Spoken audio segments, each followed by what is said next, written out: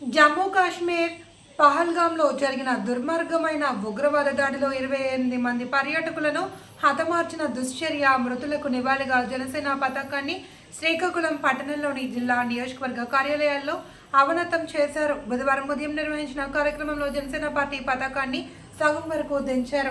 ఈ సందర్భంగా జనసేన ఉమ్మడి శ్రీకాకుళం జిల్లా అధ్యక్షులు రాష్ట్ర కార్యదర్శి పెసిని చంద్రమోహన్ మాట్లాడుతూ అమాయక యాత్రికుల ప్రాణాలు కోల్పోవడం చాలా బాధాకరం.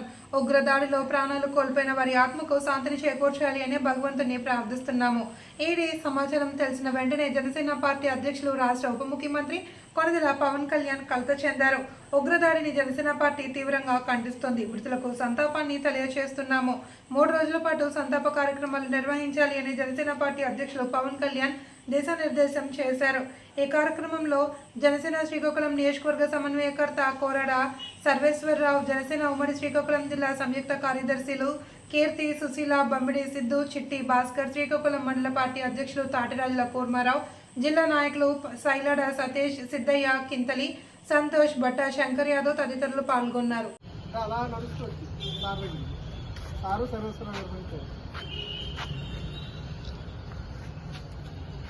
హిందువుల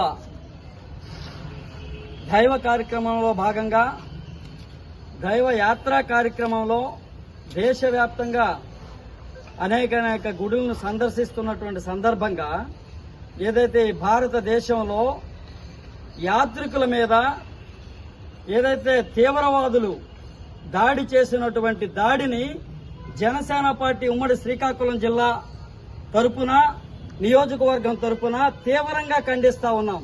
ఇది హేయమైన చర్య. ఇలాంటి చర్యలు పునరావృతం కాకుండా తగిన గుణపాఠం వారికి తెలియజేయాలని చెప్పేసి కూడా హిందువులను కోరుతా ఉన్నాం. ఇంత భావోద్వేగానికి గురైనటువంటి సంఘటన దిగ్భ్రాంతికి గురవుతా ఉన్నాం. ఏదైతే యాత్రికులు 28 మంది ప్రాణాలను హతమార్చినటువంటి ఉగ్రవాదులు చేసినటువంటి చర్య హేయమైన చర్య, తీవ్రంగా ఖండిస్తా ఉన్నాం. ఇంకా అనేక మంది క్షతగాత్రులు ఉన్నారు. దీని మీద భారతదేశ వ్యాప్తంగా వారికి సంతాపం తెలియజేస్తా ఉన్నాం.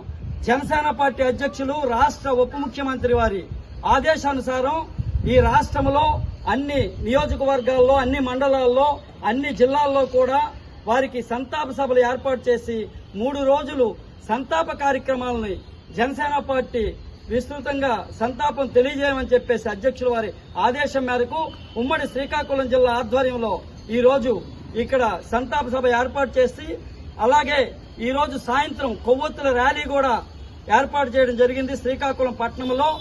అలానే 3 రోజుల పాటు సంతాప కార్యక్రమాలు చేస్తూ లాస్ట్ రోజు మానవహారాన్ని కూడా ఏర్పాటు చేయడం జరిగిందని చెప్పేసి తెలియజేస్తూ, ఇటువంటి చర్య పునరావృతం కాకుండా చర్యలు తీసుకోవాల్సిన బాధ్యత మనందరి మీద ఉంది.